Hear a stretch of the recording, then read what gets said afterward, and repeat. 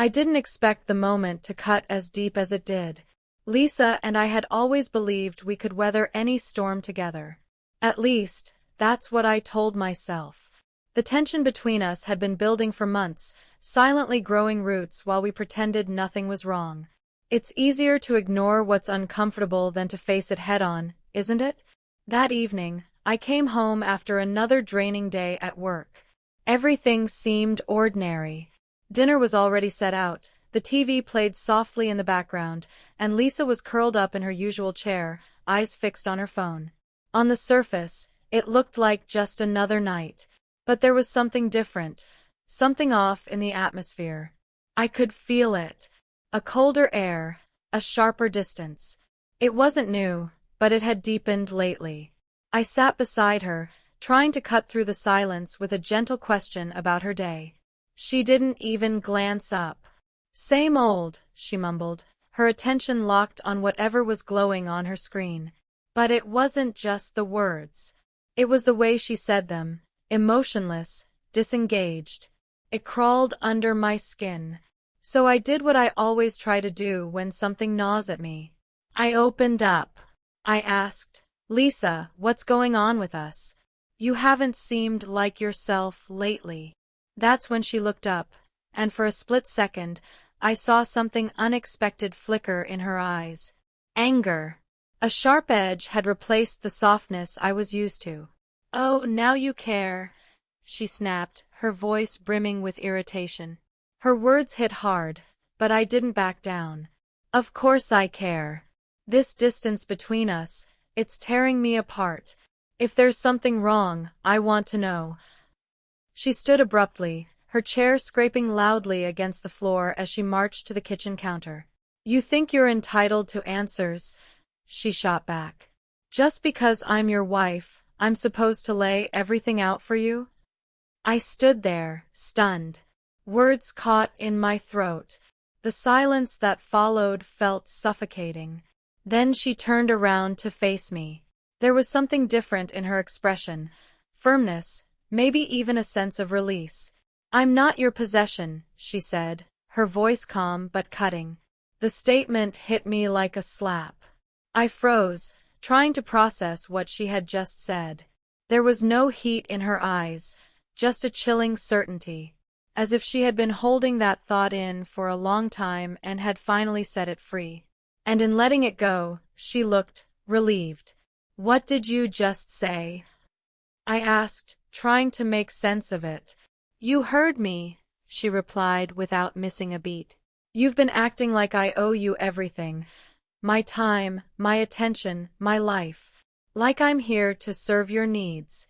But I'm not. I'm not yours to control, and I'm done pretending I am." The room spun around me. It felt like the floor had disappeared. I had always believed we were equals, teammates. But now she was saying she felt like I had tried to own her. That I had smothered her freedom. That truth shattered something inside me. I could have defended myself. I could have argued that I was working hard for us, that I had felt neglected too. But something inside me gave way. And instead of reacting with anger or denial, I did the one thing I knew would land hardest. I took a step back. "I'm not going to fight you about this," I said quietly. My voice was steady, but inside, I was shaking. "If that's truly how you feel, I won't stand in your way." Her expression shifted, eyes wide, unsure. She hadn't expected that response. Maybe she had prepared for a battle, not silence. The space between us filled with everything we weren't saying. Words hung in the air but never made it out. And for the next few days, I kept my distance. I didn't confront her. I didn't argue or try to sway her feelings.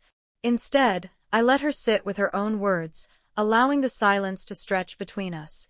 The tension was almost unbearable, but I refused to let it break me.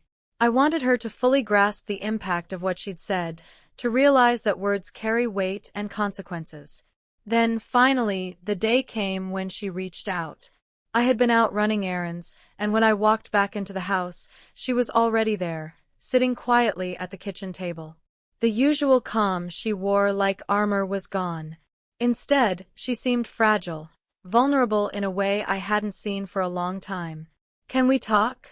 she asked softly, her voice barely above a whisper.